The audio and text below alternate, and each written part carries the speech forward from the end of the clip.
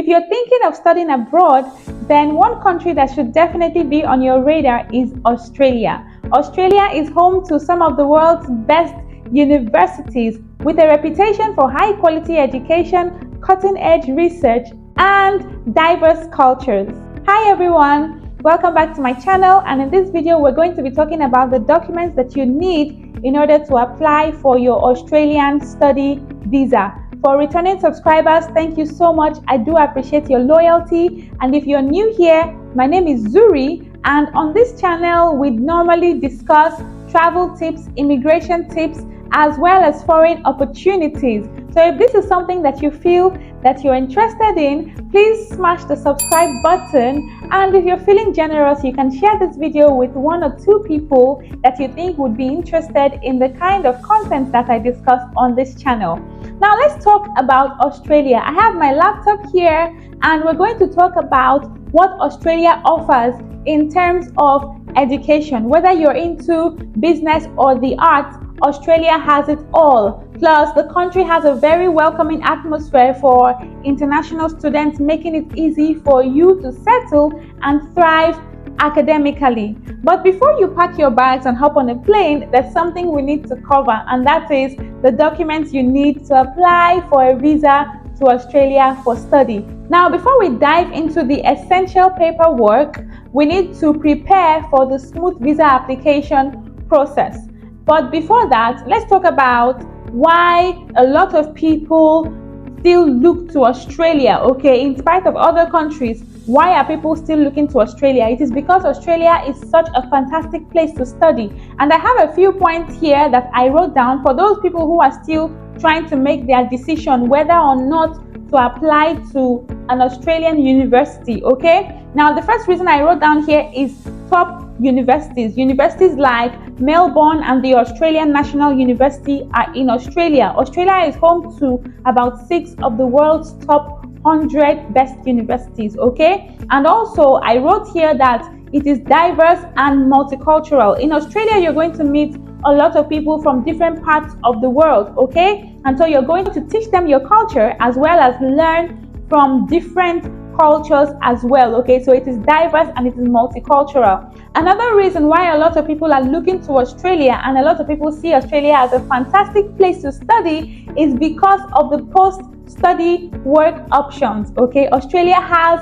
a lot of post-study work options and opportunities, allowing you to gain valuable experience after your study in Australia. Now, another point I wrote down here is the quality of life, okay? Beautiful cities, great healthcare, and a wonderful climate. Australia has it all, okay? The quality of life is quite good. Australia is known for that. Another point I wrote down here is scholarships and financial aid, okay? There are so many scholarships available for foreign students, making it a nice place and making education more affordable for you as an international student. Now, we're going to discuss that later in another video, the scholarship opportunities that are bound for you as an international student. Now that you know that Australia is an excellent choice, let's go ahead to talk about the nitty-gritty details, okay? The documents that you will need to apply for your Australian study visa. Now, I need you to pay attention because this video is really packed, okay? The first thing that I wrote down here is that you will need to apply for a subclass 500 student visa, okay? That's the visa that you will need to apply for. So while we are arranging the documents and we're talking about the specific documents, ensure that you're applying for the right visa. So now let's talk about the very first item that I wrote down here, and that is your confirmation of enrollment, okay? A lot of people call it the acceptance letter. Some other countries call it different names, okay? It's either maybe an acceptance letter, an admission letter. It is called a COE. That is a confirmation of enrollment, all right? Now, this confirmation of enrollment is your official proof of acceptance by an Australian university, okay? When you apply to a university for admission and you get your offer of acceptance, this is what it is called. Okay, you receive it once you have accepted your offer and paid your tuition fee deposit if it is required by the school. Okay, now why is this document important? It's very essential because you cannot apply for a student visa without this document. Before you apply for a student visa proper, you need to have your confirmation of enrollment. It shows that you have a legitimate reason to enter Australia for your studies, right? Now, after you have gotten that confirmation of enrollment, you can apply for your visa proper. The second thing I wrote down here is that you need a valid passport. Okay, your passport has to be valid for the entire duration of your course, and if possible 3 months beyond the duration of your course. It is essential because you need it for identification purposes. You also need it for the visa purposes. Okay, so make sure that you have blank pages on your international passport to be stamped, okay, for your visa process. Now let's talk about the next one, which is your form 157A, and that is your visa application form. This is the form that you need to fill for your subclass 500 visa. This form would contain personal information, details about your study plans, and so on and so forth. So that form is what the immigration authorities would look at, would go through, would check when they are processing your visa application, when they are about to make a decision on your visa application. So make sure that your filling is accurate. Don't fill that form when you're feeling sleepy, okay? Make sure that you are alert when filling that form, okay? And that the information that you provide on that form can be backed up and that the information is accurate, okay? It's very, very important. Now, the next one is your GTE statement, okay? Your GTE statement. Some people might call it a cover letter, okay? But this one, it is called your GTE statement by Australia. That is your genuine temporary entrance statement. And basically, this statement is a personal statement introducing yourself and explaining your intentions to study in Australia. Now, this is quite different from an SOP. I'm going to explain the statement of purpose later. But this one is just a document that demonstrates that you are a genuine student and that you plan to return to your home country after the period of your study, okay? This is where proof of ties also comes in, because you're going to list the documents that will prove this, that you are going to return to your country after studying. Some people might say that, okay, I have a job in Nigeria, and so if I'm going to study in Australia, I'm going to come back to my job. Maybe you're going to study in Australia for like a year, and so you took 1 year leave or some months leave from your country to go study or something. You could also say maybe you have a family, you have children, you have a spouse, you have a mother that you take care of, and so when you're done with your studies, you will definitely come back to your family. You could also say that you have a business that you would be leaving for 1 year to come back after your study. So these are things that you can include in your GTE, okay? And this document is one that immigration officials will use to assess whether you are actually entering Australia with the genuine purpose of studying. So don't take this document lightly.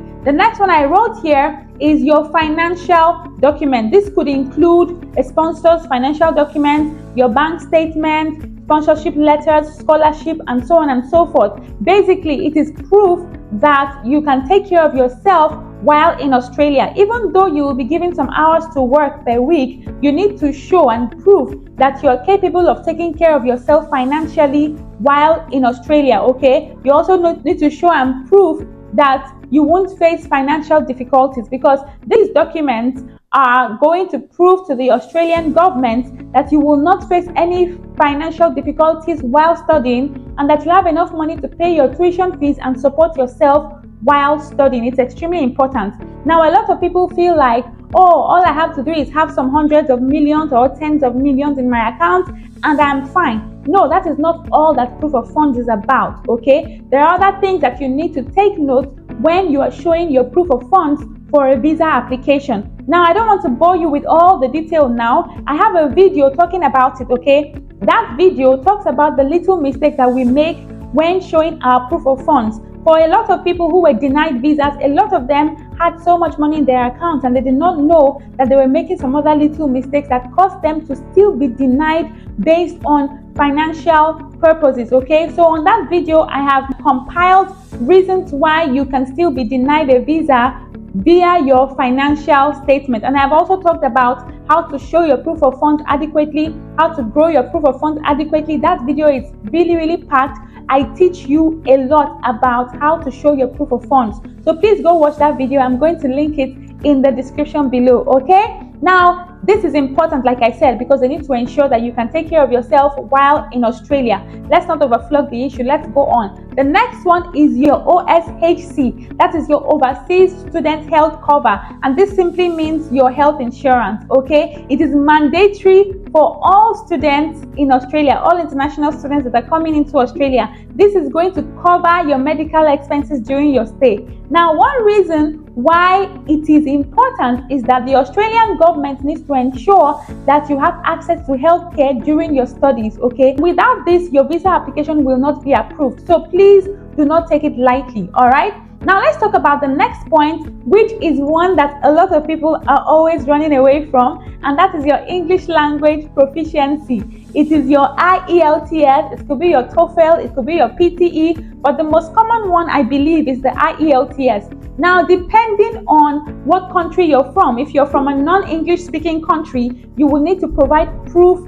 of English proficiency, okay? And as a Nigerian, depending on the school that you're applying for, you might not need to write IELTS. But if you're applying to a school that requires that you would write your IELTS, or you would still show English proficiency through the exam, then you will need to write your IELTS and pass the cutoff mark that is required for that course that you're trying to study, or that school that you're trying to apply to, okay? So please, it is important, because the Australian universities need to have proof that you can actually understand and communicate effectively in English in order to succeed in your study, because most of the lecturers, in fact all of the lecturers, will be teaching in English. So they need to understand and they need to be assured of the fact that you can actually communicate effectively to aid your study process. All right, so please don't look at it as a punishment. Now let's look at the next one. The next one is your academic transcripts and certificates. These documents prove that you actually met the entry requirements of the course you've been accepted to. Yes, you have gotten an acceptance letter from the university, but when applying for your study visa, you still need to show these documents, okay? Your transcripts and certified copies of your academic records from high school or any other education institution, your previous education institution. It is very important because they need to be sure that you actually meet the requirements and the eligibility needs for the visa that you are applying for and for the school that you've been accepted into. Now the next one, like I promised I will talk about it, is SOP, which is your statement of purpose. It helps them to understand your motivation and also evaluate the seriousness of your study plan, okay? This SOP, which is the statement of purpose, is going to talk about the course you're studying, the university you chose, why you chose that course, why you chose your university, and how it aligns with your career goals and your plans for the future with this course, okay? So don't take it lightly. If you want me to create a video talking about what your SOP is meant to contain for your study visa application, please write it in the comment section. Write SOP in the comment section, okay? Write SOP in the comment section, or you can write it in full. Statement of purpose. It is extremely important to get your statement of purpose right, because it is one way of proving to the visa officer or the immigration authority that you know what you are doing, okay? Now let's go ahead to talk about the next point, which is your health and character requirements. Now you might be required to go for a health checkup. It might be at the IOM Center in Lagos or Abuja in Nigeria, or maybe the hospital of their choosing, but most of the time it is the IOM Center, all right?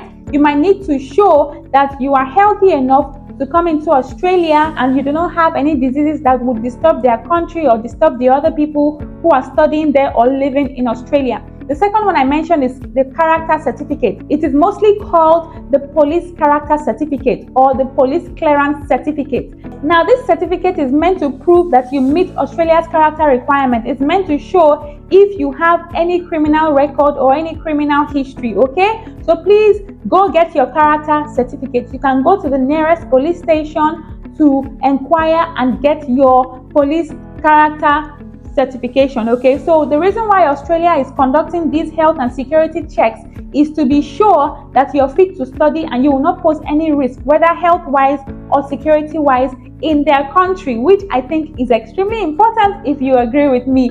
We have come to the end of this video. Thank you so much for watching till the end.